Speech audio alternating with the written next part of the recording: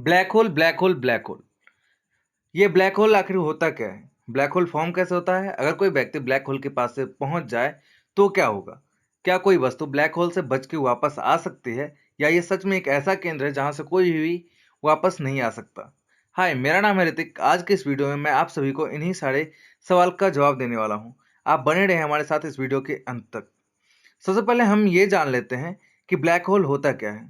ये स्पेस में एक ऐसा क्षेत्र है जहां एक्सट्रीमली स्ट्रॉन्ग ग्रेविटेशनल पुल पाया जाता है, जहां से कुछ भी वापस नहीं, यहाँ तक कि लाइट भी बच के नहीं निकल सकते। ये एक वैक्यूम क्लीनर की तरह है जो अपनी पकड़ में आने वाले हर चीज को खींच लेता है। ब्लैक होल बनते कैसे हैं? तो इसका जवाब है ऐसे बड़े बड़े स्टार्स जिनका परमाणु ईंधन खत्म हो जाता है और एक प्रलयकारी कोलैप्स से अपने ही गुरुत्वाकर्षण खिंचाव के कारण ढह जाते हैं। इनके अवशेषों से ब्लैक होल का निर्माण होता है। यह कोलैप्स इतना इंटेंस होता है कि यह ब्लैक होल के केंद्र में एक इनफाइनाइट डेंसिटी का बिंदु बनाता है। अब आप सोच रहे होंगे कि हमें कैसे पता चलेगा कि ब्लैक होल मौजूद है, अगर कोई भी चीज इनके चंगुल से बच नहीं सकती। बट हमारे पास इनके प्रेजेंस का पता लगाने के लिए एक चालाक तरीका है। सबसे महत्वपूर्ण तरीकों में से एक है आसपास की वस्तुओं पर उनके इफेक्ट को ऑब्जर्व करना। जब एक ब्लैक होल किसी तारे के सामने से गुजरता है तो उसका एक्सट्रीम ग्रेविटेशनल पुल उस तारे से आने वाली लाइट्स को मोड़ देता है, जिससे एक फेनोमेनन क्रिएट होता है जिसे हम ग्रेविटेशनल लेंसिंग के नाम से जानते हैं। लाइट का बैंड होना एक साइन के रूप में कार्य करता है कि आसपास के क्षेत्र में एक ब्लैक होल छिपा हुआ है। रुको, इतना ही नहीं, हमारे कॉस्मिक आर्सेनल में एक और उपकरण एक्सरे का पता लगाना है। जैसे ही कोई वस्तु ब्लैक होल में गिरता है, यह गर्म हो जाता है और हाई एनर्जी एक्सरेज उत्सर्जित करता है, जिसे कि विशेष रूप से बने स्पेस टेलीस्कोप से देखा जा सकता है। अब आप यह समझ चुके हैं कि ब्लैक होल का निर्माण कैसे होता है और हम उनका पता कैसे लगा सकते हैं। अब हम इनके बारे में कुछ और दिमाग घुमा देने वाली प्रॉपर्टीज का पता लगाते हैं। सबसे आश्चर्यजनक बात जो है यहाँ की, वो है ग्रेविटेशनल टाइम डायलेशन। अब आगे बढ़ते हैं। देखिए, ब्लैक होल के पास दूर के ऑब्जर्वेटर्स की तुलना में समय अलग दर से गुजरता है। इसका मतलब यह है कि अगर आप किसी ब्लैक होल के पास जाकर वापस लौटते हैं तो आप पाएंगे कि बाहरी दुनिया की तुलना में समय आपके लिए धीरे धीरे बीता है। यह एक कॉस्मिक टाइम वैप है।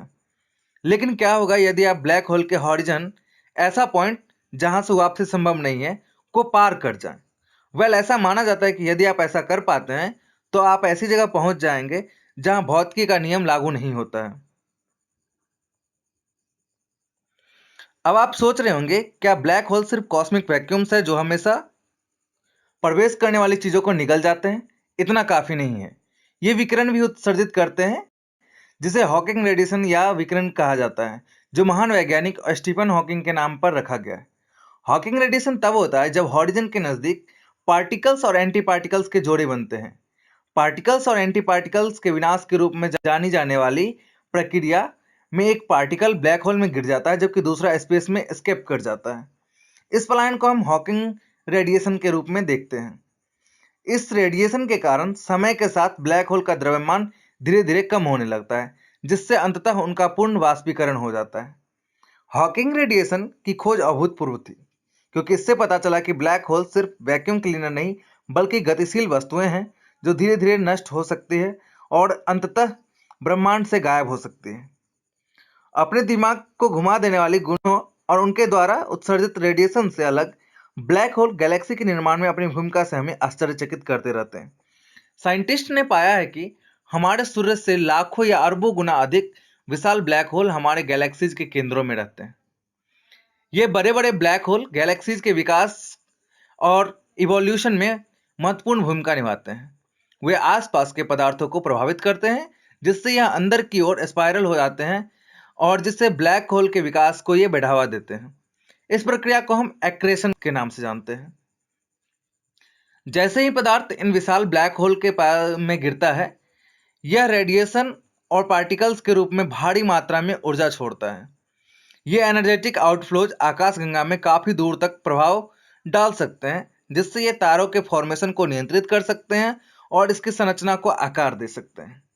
ये सुपर मैसिव ब्लैक होल और गैलेक्सीज के बीच परस्पर क्रिया का अध्ययन का एक आकर्षक क्षेत्र है, जो यूनिवर्स के सबसे छोटी और सबसे बड़ी स्ट्रक्चर्स के बीच कॉम्प्लेक्स रिलेशनशिप पर प्रकाश डालता है।